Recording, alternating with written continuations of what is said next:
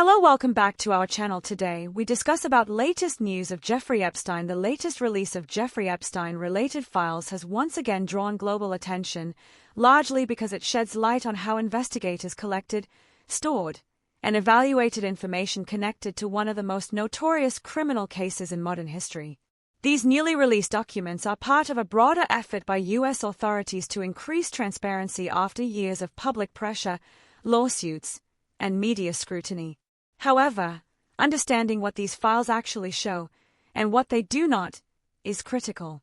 At the center of the release is a massive collection of materials that includes emails, internal memos, flight records, tips submitted to investigators, correspondence between prosecutors, and copies of news articles gathered during the investigation.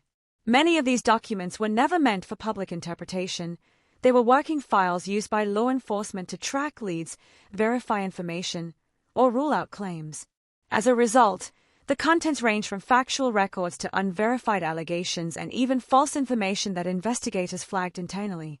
One major point of confusion online is the appearance of well-known names, including politicians, celebrities, and business figures.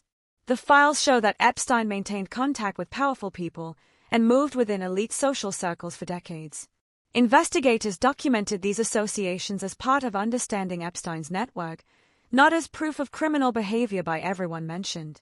Being listed in an email, flight log, or contact record does not mean involvement in Epstein's crimes, a fact that authorities have repeatedly emphasized.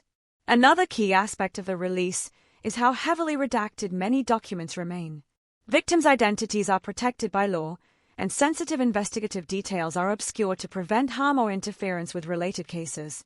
This means the public is seeing an incomplete picture, one that lacks full context but still fuels speculation. The absence of details often creates room for online gossip, where assumptions replace verified facts. The files also highlight how misinformation can become part of official records. Investigators collected tips from the public, some of which were later determined to be inaccurate or exaggerated. These tips were kept for documentation purposes, not because they were proven. When such claims are released without clear explanation, they can be misinterpreted as findings rather than raw, unfiltered inputs. Importantly, the latest release does not announce new criminal charges against additional individuals connected to Epstein. Authorities have stated that the documents do not contain new evidence supporting prosecution of the high-profile names circulating on social media.